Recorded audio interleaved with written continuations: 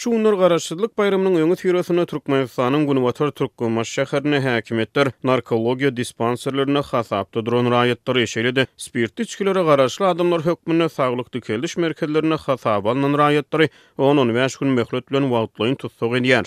Polisiýa işgärleri hasapda duran adamlar käy halatlarda çağırlarynyň ýa-da agtyklarynyň gözüniň öňüne elini baglap tutsak edýärler. Yerli ýaşaýjylar şeýle tutsak etmeleriň çağılaryň ruh saglygyna ziýan ýetirýändigini aýdýarlar.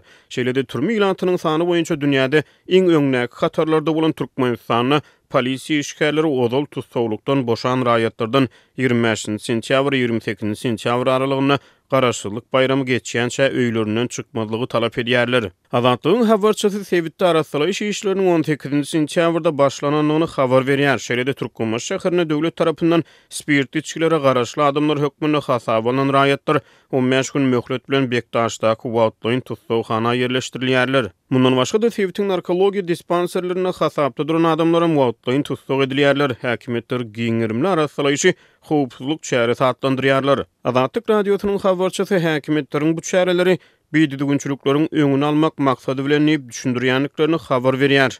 Olar 10-15 gün wagtlaryň tutsawhanalarda saklaýarlar. Şeýle-de şäher polisiýasy uzak möhletli türme tutsawlygynyň boşap bilen öňkü bendileri 25 sentýabr 28 sentýabr aralygyna öýlerinden çykmalygy tapşyrdy. Olardan dilhata alany diýip Azatlygyň çeşmesi maglumat berdi. Türkmenistan 30 ýyl garaşsyzlygyň dowamynda 14 000 adam türmeden geçdi. Henidem Türkmenistan türme ilantynyň sany boýunça dünýä ýurtlarynyň arasyna iň öňnäki orunlary eýleýär.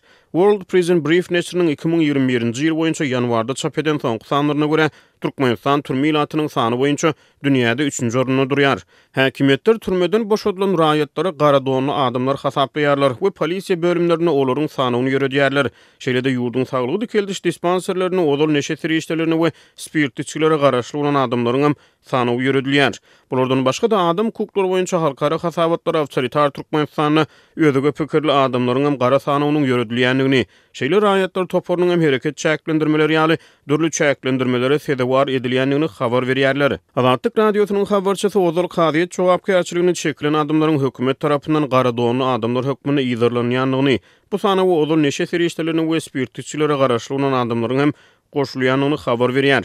Bir ýerde ogurluk ýa-da başga jenaýet bolsa, sanawdaky adamlary çagyrýarlar, sorag edýärler diýip bir ýerli ýaşaýjy Azatlyk radiosynyň habarçysyna gurrun berdi. Olaryň ýaş çağlarynyň agtyklarynyň gözüniň öňüne elleriniň daňylyp alınıp gidilmegi çağlaryň ruh saglygyna yaramaz täsir edýär diýip ýerli ýaşaýjy aýtdy. Bu ýaş çağlaryň kemsitmelere sebäp bolýanyny sözüniň üstüne goşdy. Häkimetlerin ilki ýyllarda 27-nji oktýabrda gutlap soň bolsa 20-nji sentýabra geçiren garaşsyzlyk bayramçylygy münasip etdi. Azatlygyň habarçysy beýleki vilayatlaryň ýaşaýjylarynyň hem Türkmenbaş şäherinden gowulýanyny habar berýärler.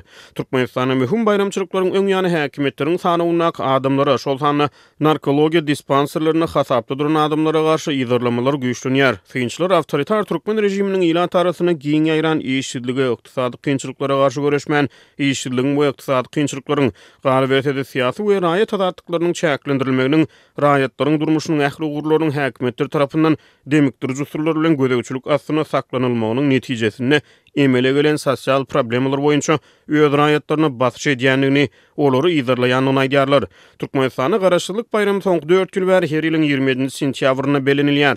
Ýöne onuň Türkmenistan garaşsyzlyk gününi her ýylyň 27-nji oktýabryna belleýärdi.